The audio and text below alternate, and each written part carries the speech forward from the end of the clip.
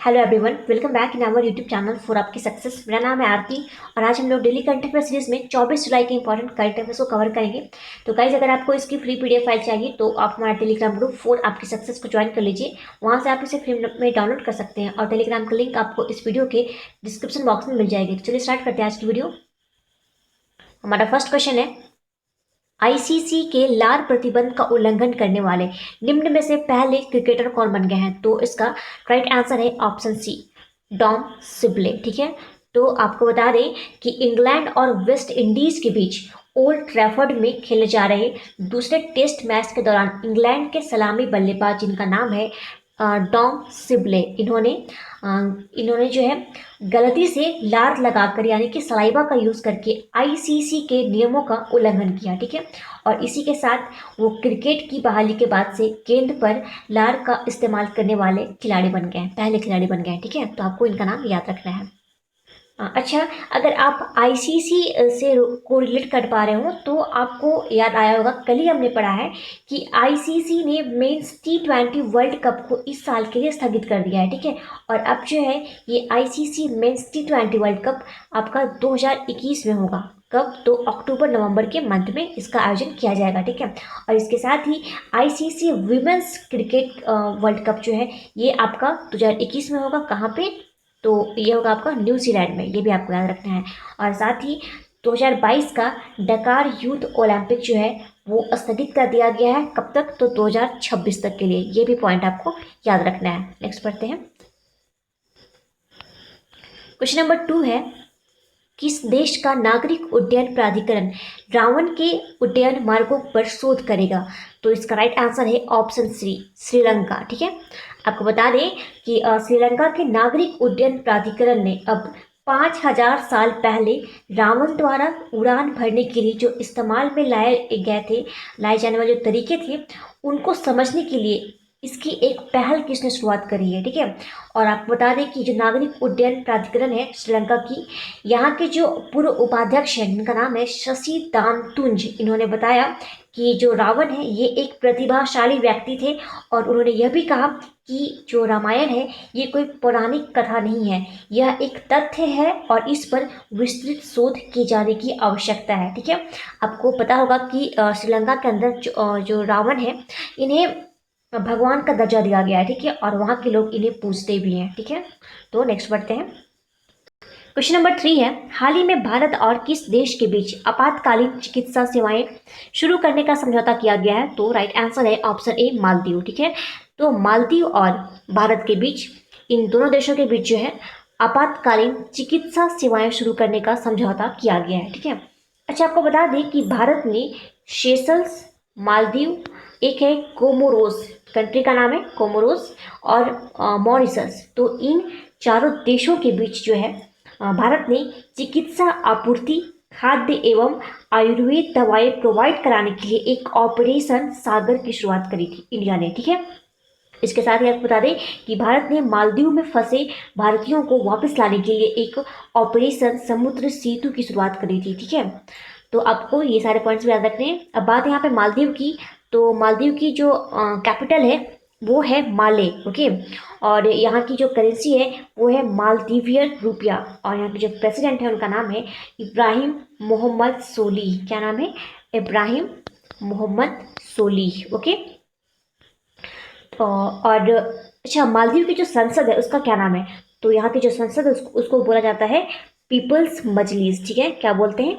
Peoples मजलिस। मालदीव की जो parliament है उसका नाम है पीपल्स मजलिस। क्वेश्चन नंबर 4 है, हाल ही में डीआरडीओ ने एक एंटी टैंक गाइडेड मिसाइल का सफलतापूर्वक परीक्षण किया है, इसका नाम क्या है? तो इसका राइट आंसर है ऑप्शन ए, ध्रुवास्त्र। ठीक है, तो आपको बता दें कि भारत ने मेड इन इंडिया के तहत बनी एंटी टैंक गाइडेड मिसाइल का अभी सफलतापूर्वक इसने परीक्षण कर लिया। ठीक है, इसकी रेंज कितनी है? तो इसकी रेंज है 4 किलोमीटर, और आपको बता दें कि जो मिसाइल है ये दुश्मन की किसी भी टैंक को खत्म कर सकती है सेकंड्स में ही। ओके, और इसका जो परीक्षण है वो उड़ीसा के चांदीपुर के टेस्ट फायर रेंज में किया गया है। ओके, नेक्स्ट बढ़ते हैं।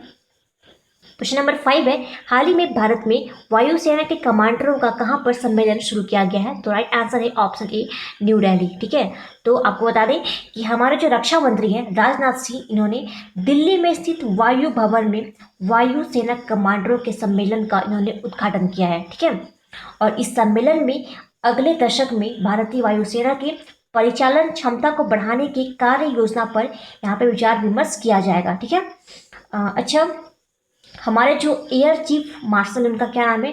उनका नाम है राकेश कुमार सिंह भदौरिया। ठीक है, याद रखना, हमारे जो एयर चीफ है उनका नाम है राकेश कुमार सिंह भदौरिया। ओके, अच्छा, इसके साथ ही ये जो भारतीय वायुसेना के कमांडरों का जो सम्मेलन किया गया, इसकी थीम क्या रही है? तो इसकी थीम थी Indian air force in the next decade. Okay, next बढ़ते हैं। क्वेश्चन नंबर 6 है, हाल ही में स्पेस एक्स ने किस देश के पहले सैन्य उपग्रह जिसका नाम है एनासिस 11, ठीक है, तो इसका सफलतापूर्वक परीक्षण किया है? तो राइट आंसर है ऑप्शन ए, दक्षिण कोरिया। ठीक है, तो आपको बता दें कि स्पेस एक्स जो है ये एक एलन मस्क की एक स्पेस एजेंसी है। ठीक है, और इसी ने साउथ कोरिया की पहली सैन्य उपग्रह को लॉन्च किया है, जिसका नाम रखा गया है एनासिस 11। ठीक है, और इस उपग्रह को लॉन्च किया गया है फॉल्कन 9 रॉकेट के द्वारा। ठीक है, क्या नाम है इसका? फॉल्कन 9 रॉकेट के द्वारा। ठीक है, और बात करें दक्षिण कोरिया की, तो इसकी जो कैपिटल है वो है सियोल, और यहाँ की जो करेंसी है वो है साउथ कोरियन वोन। ठीक है, याद रखना, साउथ कोरियन वोन जो है ये दक्षिण कोरिया की करेंसी है। ओके, और यहाँ के जो प्रेसिडेंट है उनका नाम है मून जे इन। ओके, अच्छा, साउथ कोरिया और नॉर्थ कोरिया जो है इसे डिवाइड करने वाली लाइन का नाम क्या है? तो इसका नाम है 38 पैरेलल। ठीक है, याद रखना, 38 पैरेलल जो है इस लाइन का नाम है जो साउथ कोरिया और नॉर्थ कोरिया को डिवाइड करती है। ठीक है, नेक्स्ट पढ़ते हैं। क्वेश्चन नंबर 7 है, हाल ही में global direct selling 2020 retail sales report में भारत की रैंक क्या रही है? तो राइट आंसर है ऑप्शन सी, 15। ठीक है, तो आपको बता दें कि world federation of direct selling association ने अभी रिसेंटली ये global direct selling 2020 retail sales report जो जारी की, इसमें भारत की रैंकिंग रही है 15। ठीक है, और टॉप पे कौन रहा? तो टॉप पे रहा है अमेरिका। ओके, नेक्स्ट पढ़ते हैं। क्वेश्चन नंबर 8 है, हाल ही में किस बैंक ने फेस मास्क और सैनिटाइजर का देशव्यापी वितरण करने के लिए एक अभियान इसने प्रारंभ किया है? तो इसका राइट आंसर है ऑप्शन ए, पीएनबी, यानी कि पंजाब नेशनल बैंक। ठीक है, आपको बता दें कि पीएनबी जो है यानी पंजाब नेशनल बैंक, इसने पूरे देश में 662, ठीक है, 662 जिले में ये फेस मास्क एवं सैनिटाइजर को जो है ये डिस्ट्रीब्यूट करेगा। ओके, अच्छा, बात करें पीएनबी की, तो इसका जो हेडक्वार्टर है वो है आपका न्यू दिल्ली में। ओके, और इसके जो एमडी सीईओ है उनका नाम है एस मल्लिकार्जुन राव। ठीक है, क्या नाम है इनका?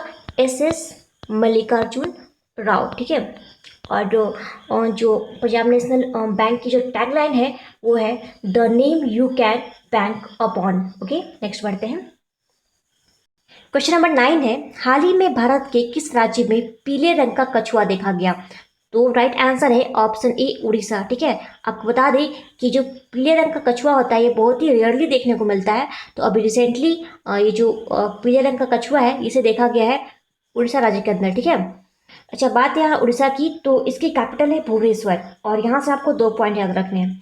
देखिए, खेलो इंडिया यूनिवर्सिटी का पहला संस्करण जो है वो आपका भुवनेश्वर में हुआ था। ठीक है, और इसमें पंजाब यूनिवर्सिटी जो है इसकी विजेता टीम रही थी। ओके, और इसके साथ ही भारतीय रेलवे ने वेस्ट टू एनर्जी प्लांट जो है इसे स्थापित किया है, कहाँ पे? तो भुवनेश्वर में। ओके, और उड़ीसा के जो सीएम है उनका नाम है नवीन पटनायक, और नवीन पटनायक जी को पेटा ने हीरो टू एनिमल अवार्ड से सम्मानित किया था। और इसके साथ ही नवीन पटनायक जी हैं, इन्होंने अपने फादर के ऊपर एक लिखी गई बुक जिसका नाम है the adventure of dare David democrat, इसे लॉन्च किया था। ठीक है, तो आपको ये सारे पॉइंट्स याद रखने हैं। नेक्स्ट पढ़ते हैं।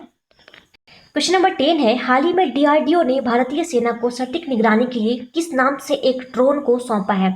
तो इसका राइट आंसर है ऑप्शन ए, भारत। ठीक है, तो आपको बता दें कि ये जो ड्रोन है जिसका नाम रखा गया है भारत, इसे पूर्वी लद्दाख में लाइन ऑफ एक्चुअल कंट्रोल के अधिक ऊंचाई वाले क्षेत्रों में और पहाड़ी इलाकों में सटीक निगरानी के लिए इसका यूज किया जाएगा। ठीक है, क्या नाम रखा गया इस ड्रोन का? तो इसका नाम रखा गया है भारत। ओके, अच्छा यहाँ पे जो इंडिया लिखा गया है इसका भी अपना एक अलग मीनिंग है। देखिए, भारत ने युगांडा को एक वार गेम सेंटर बना कर दिया था जिसका नाम रखा गया था इंडिया। ओके, आई वो आपको क्लियर होगा यहाँ पे। अच्छा, अगर आप इस जो यहाँ पे वर्ड यूज हुआ है ड्रोन, अगर आप कोरिलेट कर पा रहे हो तो हमने अभी कुछ दिन पहले ही पढ़ा है कि बिजली लाइनों एवं ट्रांसमिशन टावरों का निरीक्षण करने के लिए ड्रोन का उपयोग करने वाला पहला राज्य बना है, वो है महाराष्ट्र। ओके, ये आपको पॉइंट याद रखना है।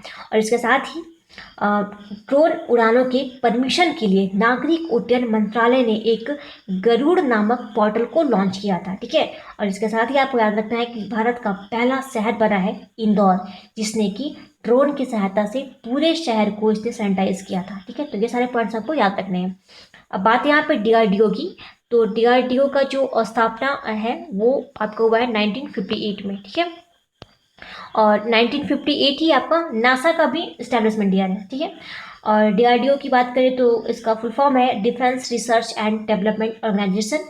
इसका हेडक्वार्टर है आपका न्यू दिल्ली में, और इसके जो चेयरमैन है उनका नाम है जी सतीश रेड्डी। ओके, नेक्स्ट बढ़ते हैं।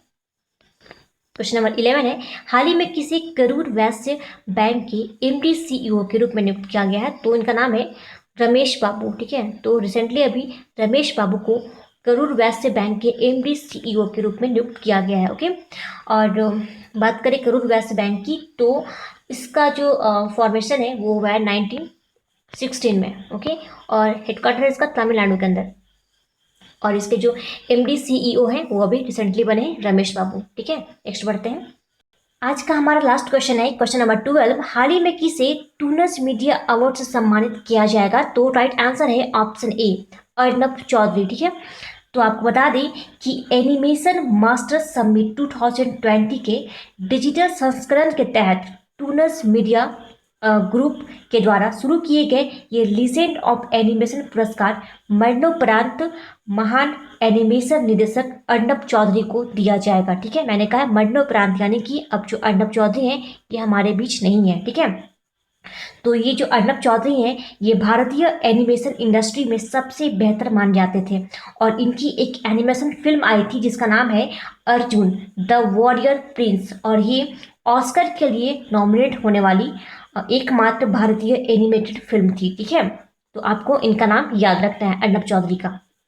ठीक है, अच्छा बात करें सचिन अवस्थी की, तो इनके बारे में हमने रिसेंटली पढ़ा है कि इन्हें 2020 का ग्लोबल ह्यूमैनिटेरियन अवार्ड से सम्मानित इन्हें किया गया था। ठीक है, और बात करें ब्यांसे की, तो इन्हें भी बेट 2020 का जो है ह्यूमैनिटेरियन अवार्ड इन्हें दिया गया था। ठीक है, ब्यांसे को। ब्यांसे कौन है? तो ये एक पॉप स्टार है। ठीक है, और बात करें सिद्धार्थ वरदराजन की, तो इन्हें अभी recently freedom of speech award से इन्हें सम्मानित किया गया था। ठीक है, तो गाइस ये था हमारा आज का important current affairs. I hope आपको पसंद आया होगा।